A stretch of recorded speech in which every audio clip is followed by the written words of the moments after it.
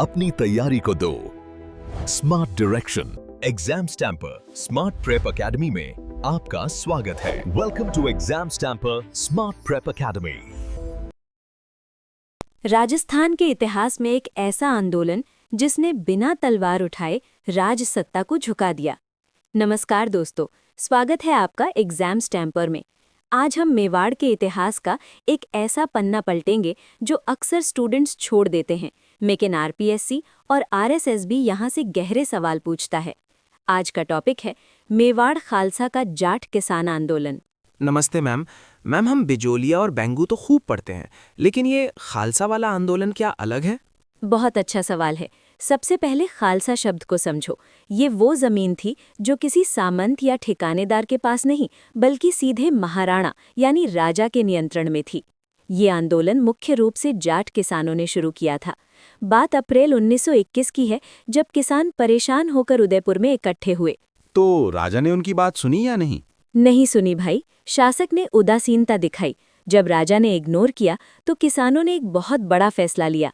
उन्होंने अपनी जातीय पंचायतों के माध्यम से संघर्ष करने की ठानी। ये इस आंदोलन की सबसे बड़ी ताकत थी। इनकी मांगे क्या थी मैम? वही लगान वाली? हाँ, 3 मुख्य मांगे रट लो। पहला, भूमि कर यानी लैंड रेवेन्यू में कमी हो। दूसरा, बेमतलब की लागतें हटाई जाएं। और तीसरा, बेगार प्रथा का पूरा अंत हो। लेकिन सबसे खतरनाक चीज थी उनकी चेतावनी यानी अल्टीमेटम। चेतावनी? क्या उन्होंने हथियार उठाने की बात की? नहीं, उससे भी ज्यादा असरदार। उन्होंने कहा कि अगर मांगे नहीं मानी गई तो हम जमीन को पड़त यानी फैलो रख देंगे, यानी खेती ही नहीं करेंगे। सोचो, अगर खेती नहीं होगी तो राज्य को आय कैसे होगी? ये सीधा प्रहार था। बाप रे, ये तो बहुत रिस्की फैसला था। फिर आगे क्या हुआ? आंदोलन को बड़ा करने के लिए दिसंबर 1921 में पोडोली नामक जगह पर एक सम्मेलन हुआ। यहाँ किसानों के साथ राजस्थान सेवा संघ भी जुड़ गया। एक नाम एग्जाम के लिए अभी नोट करो, कन्हैया लाल कलंत्री। कन्हैया लाल कलंत्री, ये कौन थे? ये राजपूताना मध्य भारत सभा के मंत्री थे। इनके आने से आंदोलन अब लोकल नहीं रहा, बल्कि बिजौलिया किसान आंदोलन की तर्ज पर संगठित हो गया। यही तय हुआ कि अगला पड़ाव मातृकुंडिया होगा। मातृकुंडिया, जिसे राजस्थान का हरिद्वार भी कहते हैं, वहां कब मिले ये लोग? मई 1922 ईस्वी में। यहाँ पुरानी मांगे तो थी ही, लेकिन एक नया और बहुत बड़ा मुद्दा जुड़ गया, अफीम का। अफीम? किसान अफीम क्यों उगाना चाहते थे? सरकार ने अफीम की खेती पर रोक लगा दी थी, जिससे किसानों की कमाई बंद हो गई थी। तो मातृकुंडिया में मांग उठी कि अफीम बंदी से जो आर्थिक नुकसान हुआ है, सरकार उसका मुआवजा दे। इतनी एकता देखकर तो सरकार हिल गई होगी। बिल्कुल, सरकार को एक ही डर था कि शाही हठ भारी पड़ सकता है। उन्हें लगा कि अगर खालसा यानी राजा की जमीन के किसान और ठेकानों यानी सामंतों की जमीन के किसान मिल गए तो बहुत बड़ा विद्रोह हो जाएगा।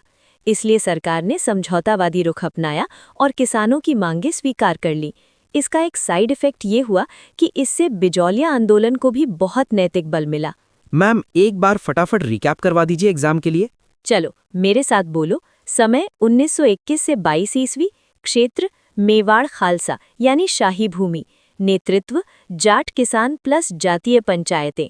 प्रमुख केंद्र उदयपुर, फिर पोडोली, फिर मातृकुंडिया। और वो नेताजी का नाम? कन्हैया लाल कलंत्री, राजस्थान सेवा संघ के सहयोगी। और विशेष पॉइंट, पड़त भूमि की धमकी और अफीम का मुद्दा। ये 2 बातें कभी मत भूलना। थैंक यू मैम, आज तो खालसा आंदोलन पूरा क्लियर हो गया।